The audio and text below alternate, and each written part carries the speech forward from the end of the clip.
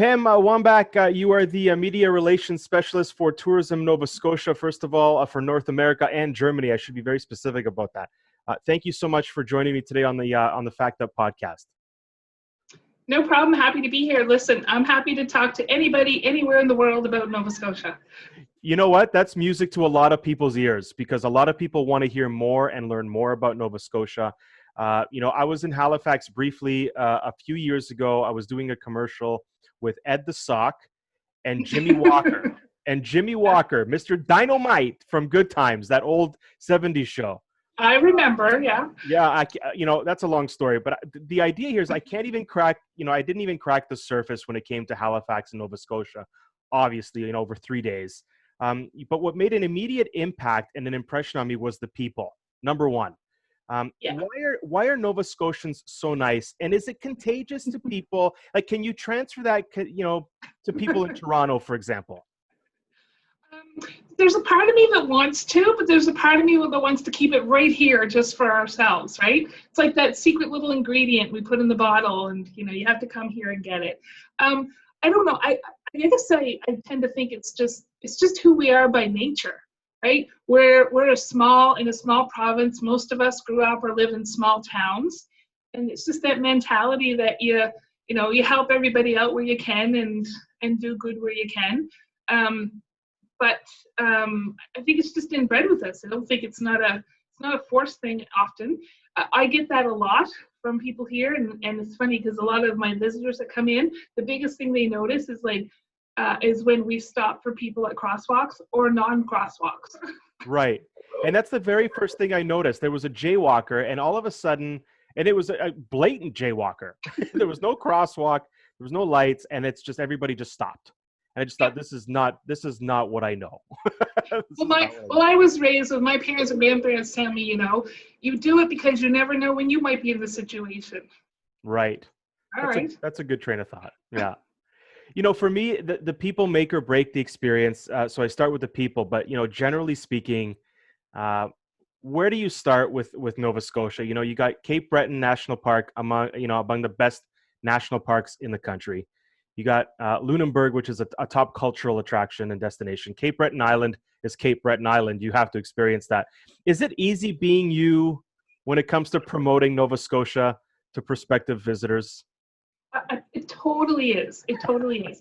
And so here, we're on the East Coast, and particularly from Atlantic Canada perspective, we're kind of like a family, right? So I often do a lot of work and work together with the other 3 Atlantic provinces.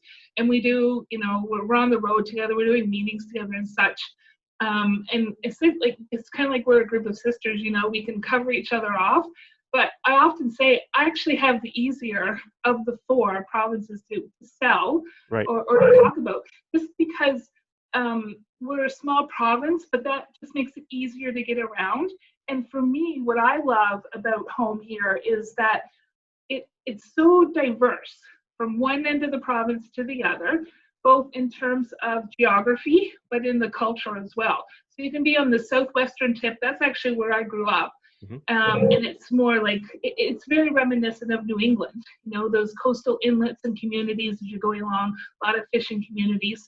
You can be in the Annapolis Valley, which is our core agricultural region, right? People know that we do seafood and we do it well here, but they don't realize that we can actually grow things too. We're growing everything from Arctic kiwis to white asparagus and things in between. Or then you get up on the Northumberland shore, which has got those warmest waters north of the Carolinas. So it's littered with beaches. And Cape Breton, it's Cape Breton. It truly is spectacular. And I find no matter what time of year that you're there. And then if you come along back towards Halifax along the eastern shore, it's our least populated area. But for those who really want to disconnect, get away from it all, really embrace the outdoors and the nature, that's the spot to go. And of course, then we have Halifax. It's it's this great little urban city. And what I love about the city is that it's got all the amenities you want, but it still feels like a small community. And then from a cultural perspective, we got the same level of diversity, again, from one end of the province to the other. There's the British influence from our history, or the French Acadians, or Scottish the Gaelic connections to the northern part. We've got the Mi'kmaq, who are our native ancestors that have been here for generations and years and years. African Canadians, there's German influence, there's Dutch, there's all this variety of culture that you can find in the second smallest province in the country. That all sounds terrible, and nobody would learn a thing. And how do you celebrate that? What is the objective in your office to celebrate that diversity of culture? It's so rich. And you mentioned African Canadians, Indigenous, British inspired. For me, Halifax Pier 21, I wouldn't be here without my uncle going through Pier 21 years ago. And the initial immigrants, $20 in your pocket and a hope and a dream. And the kids that subsequently followed, we owe all that to Pier 21. What is your office and the objectives of your office doing to continuously preserve that, keep that alive, cherish it, and even celebrate it? Well, we're very fortunate that we have such amazing partners to work with right across the province and across the country, quite frankly. And for me, it's like, I guess we're a little bit spoiled and we take it for granted because this history and this culture is here and we grow up in it, and it's kind of it's just it's not even that it's driven in with us, it's just there, and we take it for granted, and we have access to all that and we utilize it and we learn about it. So from Tourism Nova Scotia's perspective, I mean, those are all key components to our unique selling products that we have that enable us to actually just differentiate ourselves ever so slightly, especially from the other Atlantic Canadian provinces. I mean, Nova Scotia in particular, like, we were a major player in the foundation and formation of Canada overall. 1604 is when we had the first real settlement here on the, what was Canada, and technically speaking, some will argue even North America in itself, with French explorers. Then the British came in, and that all led to the creation of all these places and people and historic sites that we have straight across the province. Then you've got these great partners like Parks Canada, or for us, we have a provincial museum system. So it's their job to kind of keep that and preserve it and create the experiences. And we take all that in. Right. I like to say it's like it's all on a shelf somewheres, but it's just all over the place. And for me personally, in terms of working with media, it's however, usually I'm in the really beneficial position of being able, whatever your angle or your pitch is, or the idea or the information you need, we probably have something that could address that and can cover it. That's awesome, and I know that to be a fact. Just knowing you, the amount of years that I've known you, and just being in love with Nova Scotia just in general. I have to get back there, admittedly, and I hope to do that very much sooner than later. But how has the coronavirus impacted your promotional focus? Bam, here comes a pandemic, right? Is your office more focused now kind of on the Canadian audience? Is it a staycation audience? And specifically, are you in the position more so of promoting more nature rather than bed and breakfasts, more of kind of a social and physical distancing kind of trip, or has has the virus not impacted kind of your objective goals and what to promote within the province? Well, like most of the destinations and everybody who's been impacted by this around the world, like, it just threw a complete curve and a turn at you, right? And I know in the beginning people were saying, well, just a few weeks and then we'll get back to normal. There is no going back to normal. Everything has changed, and for me it's a complete 180. But at the same time, I actually find now that I'm actually a little bit more invigorated by it. So yeah, from a Nova Scotia perspective, overall marketing the province, we definitely had to change. And one of the biggest things is we're a small province. We take the budget that we have, which is obviously from taxpayers. We take it very seriously to make sure that every penny we spend has the maximum return on investment that we can generate from that. So we've always been very strategic in terms of working with those core markets where we can get the best bang for our buck coming back in. That being said, Atlantic Canada as a market was never a core one for us. People would come here generally and more naturally from the adjoining provinces to visit friends or family, to stay in Halifax for a couple of nights, go to wine country for maybe a day or two with it, then go back. regardless of the level of advertising that we did.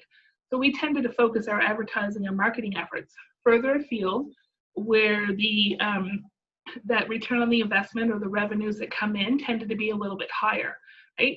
So for now, all of a sudden, we're into June, and the borders are closed.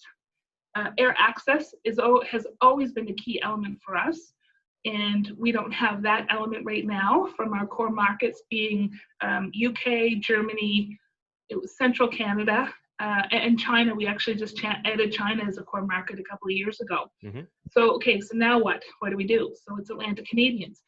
We're really hoping for the bubble here from an Atlantic Canada perspective, but also now the focus will be on talking to other Nova Scotians. And yeah, everybody's in that mindset. Well, we know what Nova Scotia has to offer, but we actually need to reiterate what that offering is and where the value is in that. And what are those little things? Everybody knows there's the Cabot Trail, right? But from a Nova Scotia perspective, but what can I actually do? Right. Can I go, where can you go walking? Where can you go hiking? Where can you go whale watching? And who are those operators? The good news is, and you're kind of being the first to hear this, is that our premier just had a press conference a couple of hours ago, and Nova Scotia's bubble has extended to 50 people over the 10 with social distancing measures. We're looking at that Atlantic Canadian bubble hopefully very, very soon, but he also announced the bigger thing was he's hoping that Nova Scotia can be open to the rest of Canada without quarantine measures by the end of July. Okay. And for us, that would be huge for this year. We were always hoping maybe by the fall we will be kind of a little bit opened more up. But it doesn't change a whole lot of the perspective that we're still going to hit the markets with information about Nova Scotia, what there is to see and do and offer, what the value is here, and actually the wealth of activities and the variety of it that you can get from one end of the province to the other. Absolutely, and that leads to my next question. In turn, if I'm traveling, let's say I'm Jim Bamboulas, who I actually am, and I'm traveling to Nova Scotia, and I'm concerned about safety. How are you marketing safety? Are you working with travel-related organizations to kind of ensure that travelers will be safe and healthy when they arrive in Nova Scotia? And in turn, how do you promote safety to locals who may or may not be ready to welcome visitors into the province? Yeah, that's been the kind of the biggest concern, the biggest message that we're hearing is the concern about other people coming in. Nova Scotia, our government has done their job in terms of confining the spread of that, and in some ways, it's unfortunate we had to have even one death, but the majority of the deaths that occur were in a long-term health facility. Right. So it has been contained, relatively speaking, to a certain point. And yeah, the safety and the cleanliness measures are key right now, and we know that they're key factors in determining where people are going to travel. We've been working with our industry partners, industry associations, to develop, develop ways to ensure that visitors can get that confidence in what the cleanliness and safety measures here. Even before we got to today, our Department of Health officials have been literally going over each and every individual plan for every business in the province, case by case, to determine that they have the proper health protocols and safety protocols in place before they give them literally the stamp of approval to open up. Mm-hmm. Like, this wasn't just a blanket where there was a team of 50 people. Dr. Strang himself was approving every one of those documents. The other thing in terms of working with our industry to provide access for them to access programs, certifications, sessions on how to best deliver that product to their visitors and to their customers. And again, communicating that message that's out there. Like everywhere else, I think almost every one of our breweries and distilleries were producing their own versions of hand sanitizers and putting cleanliness in and out there. Mask makers have just been, the demands are going through the roof for them. So I think there is that concern. I think we're addressing it. But at the same time, you got to remember from a Nova Scotia perspective, we're a population of less than 1 million people, just around the 940,000 mark, spread out through the entire province. What I'm trying to say is there's a lot of natural social distancing that happens here, right? It doesn't happen, there isn't that same level of concern as being in a large metropolitan area and such. You can get out, you can easily social distance here without even thinking about it, quite frankly. Right. It's an afterthought. It just comes naturally, yeah, right? I kind of been joking. It's like, we've been social distancing long before it was a buzzword, just by our pure nature of what we have to offer. Right. And speaking of that, you have more than 7,000 kilometers of coastline that you can socially and physically distance yourself with. We have 13,000 kilometers of coastline. Oh, corrections. Right. Absolutely. And from what I know, there is no point in Nova Scotia more than 60 clicks from the sea.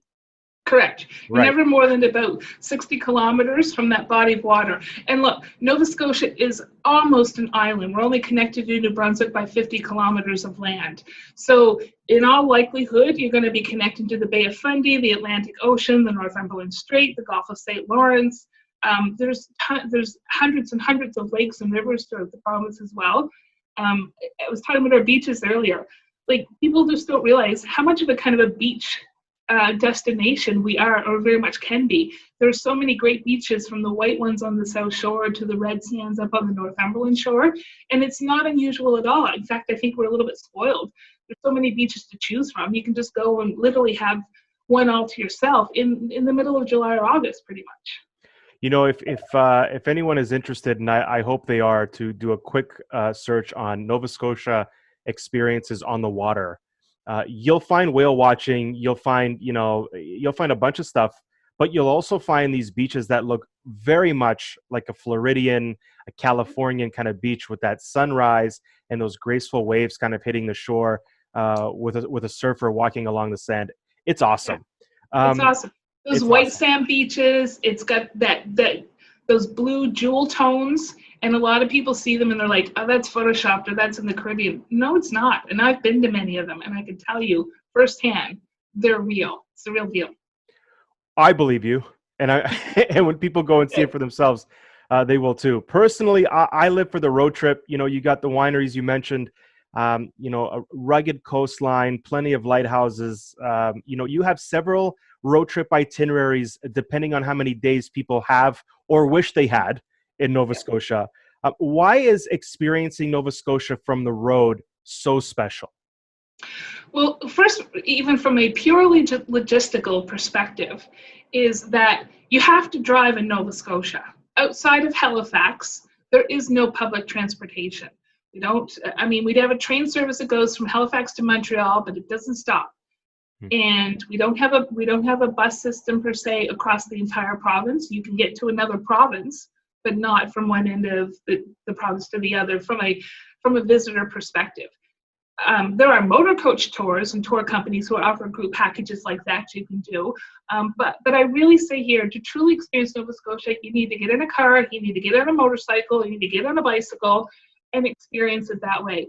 And also, it gives you the opportunity to actually, I can tell you all kinds of ways to experience Nova Scotia, but I really want you to experience your own version of Nova Scotia. Where does this road go? Who's this operator? What's that guy's story? That type of thing, and really find out what it has to offer. Even for me personally, I'm a born and raised Nova Scotian, and I got to say, there's probably not too many roads in this province I haven't been down yet.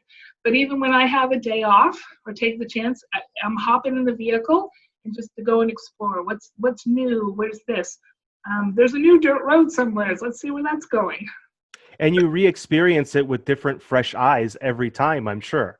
Every time. There's always, I've been to the Wolfville and the Valley area. I can't even begin to count how many times. But every time, I'm learning something new. Let me ask you this, and I think we've spoken about this in passing, but I know I've spoken about this to other travel reps and tourism boards. I grew up in the 80s, and in the 80s and 90s, I always remember Canadians being very, very humble. Canadians would always look at Americans and say something along the lines of, look at them, they're so, brash and bold, American flags everywhere, a lot of pride. Thankfully, here over the past maybe 10 to 15 years, I've seen that pride for Canada grow locally, thankfully. In turn, I'm increasingly seeing more and more tourism boards promote more boldly about the experience to be had in this country. Are we doing enough? And do we know enough as a general population of Canadians? Do we know enough and appreciate enough what is located in our own country, within our own borders? I don't think we do, but from my perspective, that's a good thing, because then that means we still have a job to do to educate Canadians about what's in our own backyard and what we have to offer. And no, I don't think we're quite as boastful as we are probably as what our American friends are perceived to be as such. But at the same time, it goes back to, but that's our nature as Canadians, right? We'd rather share it and celebrate it as opposed to, throw it in your face kind of all the time. Right. So for me, that's part of the compelling reason and one of the enduring facts of being a Canadian and taking great pride in that here. I also think it comes just more naturally, is that I much prefer to, I don't want to just tell you about how great we are. I want to show you how great we are. Right. That's a great point. Food, obviously a major factor around the world. We must all eat. However, in Nova Scotia, you have, loads of pubs and live music. I love that so much. Oh, I couldn't get enough of it. It's like the Greek in me loves that live entertainment, that soul, right? If I'm having a meal and a drink, I want some soul, right? You're in one of those pubs, and if you're listening to the music, I often say if some part of your body isn't moving unconsciously, then you better check for a pulse. Right. You have no soul. And it's really hard to not at least move a finger or tap a toe when you're listening to. But there's so much more than the pubs. Talk to me about the drink and food scene, not only in Halifax but in Nova Scotia. You've got the famous Halifax donair, you get seafood. And explain to me what the Lobster Crawl is all about. Oh, now you're going down a road in which we could be here for hours, Jim. I have to admit, it's kind of thing, it's one of those things, there's so many things, but I get so full of pride and so proud for what our operators are doing right across the province. And for us, in some ways, we've always been on the culinary scene, because we've got these really great restaurants and chefs and beer makers and distillers and winemakers who are doing some really cool stuff. It's not just about what they're taking, but it's how they're expanding it and partnering with others, creating new flavors and new experiences to take what we all kind of know and elevate it to a whole nother levels. And like I was saying before, the seafood and fishing, fishing is our number one industry here from an economy perspective. So it is crucial to who we are and to our livelihoods here. And it's not just the seafood, like saying it's all the produce, it's all the extra things that go with it that we can also do here. But from a lobster perspective, I grew up in a lobstering community. So for me, it's just been, that's all I've known kind of my entire life. And my brother is a lobster fisherman today, so I'm a little bit spoiled because I have that direct access into the lobster. But it's ways that the chefs, we've got chefs who have gone away and they've trained in areas around the world, and now they're coming back and they're putting that training to knowledge, and having some of the best restaurants you're going to find, quite frankly, in the country. And then you look at our wine industry. We have currently 18 wineries in the province, and that's expected to keep growing. And they're really good wines, and I'm not just saying that because I'm a Nova Scotian. They're competing in international competitions with the France wines and the Germans and the Australians, and they're coming home with gold medals. So it's saying something about that level of quality that we're able to produce. And we're taking all that and we're finding ways to market it. We have a great program here that's called Taste of Nova Scotia. And that really works with it's a member-based organization, but its members are taking as much Nova Scotia product as they can into their kitchens and onto their menus and showcasing that to not only Nova Scotians, but to our guests that are coming in too. And like I said, from a lobster perspective, we have lobster available 365 days a year here. Where that lobster comes from, what part of the province, can rotate around the province depending on the season and the time of the year. And that's about managing and maintaining that important fishery for Nova Scotia and for Atlantic Canada. So I'm lucky that the area of the province that I grew up in the southwestern corner of the province, that those are the two biggest lobster fishing districts in the province. And they account for almost 40% of the lobster landings on an annual basis. It's pretty big business. Yeah. And that's why even in Barrington, because there's such a high concentration of those fishermen in that area, and depending on, and the numbers are based on the catch that they're getting, it's been deemed as the lobster capital of Canada. So we had a group down in South Shore area that said, we need to celebrate this lobster, because for us, and even for me, I grew up, winter lobster is my lobster. I was head lobster for 6 months during the winter, from November to May. Wow. Right? And I will say, and I will argue it to my death, winter lobster is the best lobster. Okay. But this group's like, we got to find a way to actually celebrate this, and not about just eating it, but how you can have those touch points, hands-on experiences. So 3 years ago, they created the Lobster Crawl Festival, which takes place in the month of February. Right. Can you imagine coming to February, coming to Nova Scotia in February? Like, some people are like, you're off your rocker. Right. But now we've even termed it that we have 3 seasons in Nova Scotia. We have summer, we have fall, and we have lobster season. Right. And that's what we have. So the whole month of February now celebrates lobster in the very location of the province in which it's being coming and landing in on a daily basis through the month of February. So there's really no off season. There isn't. No, right? There isn't from a lobster perspective. It's available fresh 365 days a year. Right. Is there like we were talking about soul, and Nova Scotia's full of it. It comes out of the pores without it ever trying. Is there a personal story as a local that you love to share every time you get a chance to visitors? Something that you haven't written about, you only tell your inner circle, but it's very special to you. Is there a story about your province that you love to share whenever you get a moment? Oh my God, there's so many of them. I don't even know where to start, but there's a couple instances I can think. So I mean, I go back to my my lobster roots, and for me growing up, like I said, that's all we had at our table. And personally, I'm fascinated by the lobster story, because when my dad was growing up, lobster was considered the poor man's food. It was embarrassing for him to take lobster sandwiches to school, and he would trade them for peanut butter and jam sandwiches. Right. And really, in 40 or 50 years time span, we've done a complete 180 on the perception of this crustacean. It's now one of the most coveted foods you'll find in the world. But like I said, for me growing up, it was always on our table. We always had access to it, and my family around me and the neighbors. So for Christmas dinner, we always had lobster, and we actually always had lobster in a very unique dish that's called cream lobster that you can only really find in southwestern Nova Scotia. And it is by far one of my favorite dishes. And I can distinctly remember going back to school after Christmas break, and I was probably 12 or 13 years old. I mean, I wasn't young. And I heard somebody say they had turkey for Christmas dinner, and I thought, how weird is that? This really weird.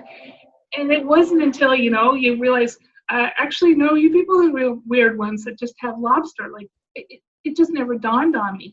And the other thing is, like, there's only a few people. I have my special places around the province, and there's only a few people I've actually shared those with. So I keep some of my really special, places just for me. But if you're lucky enough, I might share a couple with you the next time you're there. Oh, amazing. Would love it. That's a great story. Imagine how I felt having moussaka for Christmas. But you get here, if you said that here, people would go, what? Yeah, exactly. Right. And I realize it goes back to family traditions, but honestly, even with the guests that I get to host here and show off Nova Scotia, they're like, how often do you really eat lobster? If I could, I would have it every day. Right. But at the same time, from a mental perspective, I have a really hard job going into a restaurant and ordering like a pound and a half lobster dinner. And it's not that there's anything wrong with it. It's beautiful, it's fresh, good value, 25, $30. But I grew up with going 25 or $30, I can go get 4 lobsters right off the wharf, right? Right. And now we have, I have to admit, like we've got these cool operators who are making lobster beer. And we had one in February made Lobster Gelato. And I even had an operator who tried making a lobster cider. So like, it's like the world is no limit as to what you can do with it. Is Lobster Gelato, is that any good? It actually was really good. Really? Now, I have to admit, I was actually part of the creative crew and the tasting crew, and we went through several versions of it. And ironically, the operator of this they're actually a maple syrup producer, right? So they were trying to incorporate kind of the maple, and I was going, no, maple's not working with the lobster. But what ended up happening is that it's got a vanilla base to it, is what we settled on, and what was really good. And we added small chunks of frozen lobster in it. Oh, wow. And after it sat for a couple of days and a little bit of extra sea salt, so you all of a sudden had this sweet and salty taste mixing together that, by all means, everybody that went in and tried it, I'm like, just try it first before you comment. And they were all sold on it. Do you ship? No word of a lie. No, you can only get it here. You have to come here to get it. And you have to come in February to get it. Another reason to go in the quote-unquote off-season, right? Right. Rapid fire, Pam. I'm going to ask you a few questions, okay? Okay. Favorite spot in Nova Scotia? Oh, God, that's like picking a favorite child. If I really have to pick, Blue Rocks, which is just located outside of Lunenburg. Okay. Go-to meal after a long day? Lobster or haddock? Lobster haddock, okay. Haddock. I love, fish haddock. Fresh haddock here, it's just as good as fresh lobster. You know, I'm a foodie, man. So for me, you Lobster Gelato, I'll have it right now in a second. Okay, it's on my list. Watching a sunset from Yarmouth or a sunrise from Sydney? Oh, I'd have to say the sunset from Yarmouth. Why do you travel? I've always been fascinated with history and culture and learning and experiencing something from a new and different perspective. And I have to admit at the same time is, okay, this was cool. How can I bring some element of that back home and apply it here? That's kind of why I kind of joke and say, when I was going to university, I actually had a science degree and I wanted to become a dentist. Fortunately, me and chemistry weren't getting along that great. So that summer I took a job as a tour guide and I just fell in love with it. I'm like, what's this tourism thing? And I just I veered off into this direction. And I'm pretty fortunate. I know I have a fantastic job because I get to show off all that I love about the place I get to grow up in. Great minds, Pam. That was my next question. What's the most rewarding part of your job? I think it's showcasing it and sharing my home with everybody else. And it's the little things like I can meet someone when I first meet them, and in a week later after I've showed them around and showcased our food and our culture and the people and the history and the heritage, and literally see them leave like going, I can't believe, my perception of Nova Scotia has completely changed. I can't wait to come back. I can't wait to have more wine and more lobster. And it's those type of things. And obviously when working with media, and then when you see them printing or posting an article or on social media or a video of something, and you can kind of see that this love that they've started to develop for what I love is starting to come through. That's my natural buzz. Mission accomplished, right? Right. So. What's a place you haven't been to yet, but you'd love to go? Anywhere. Scotland. Besides Nova Scotia, a place you've felt most at home in? Ireland. I couldn't believe the moment I touched down, I felt like I was home. There's a spot in Greece where my mom's from. It's the island of Rhodes, and for some reason, for the past 25 years, my first instinct every time I land is to kiss the tarmac. It's an indescribable, intangible, exactly. Tangible, right? On a road trip along the ocean, Pam, red Mustang convertible or Harley? Oh, the convertible. Favorite season in your province? Lobster season. Favorite activity for each season? All 4 of them, or the 3 I mentioned? Whatever amount you think you have. Okay, well, taking lobster aside, because I think I've conveyed my love of that. In the winter, I'm a big curling fan. I'm a big fanatic of curling. So in the spring, it's just going out and seeing like the province come alive again, right? Going to the Annapolis Valley for the Apple Blossom Festival. We have that. In the summer, I love our beaches. And in particular, the area I grew up in the southwestern part, there's a beach that's called the Hawk. It's on the most southerly tip of Nova Scotia. And that's probably one of my favorite beaches to go to. And in the fall, it's the harvest. Anything to do with the harvest, the farmers markets, the harvesting of the grapes, the wine tours, the harvest, the farm to table experiences that go on, those type of things. If people are listening and watching to this podcast and they still don't feel like they should visit Nova Scotia, there's a problem. Yeah. Pam Wamback, thank you so much for taking the time today to join me on the Fact Up podcast. I do very much appreciate your time, and I continue to hope that you and your circle continue to stay safe as these restrictions start to lift and things get back to somewhat new normal. You too, Jim. And as we get there, remember, I'm saving a lobster for you, so anytime. Thank you so much, and I'm going to devour every piece of it that I can. Music to my ears. Music to my stomach. Okay. Thanks, Pam. Take care. Thanks, Jim. Bye-bye.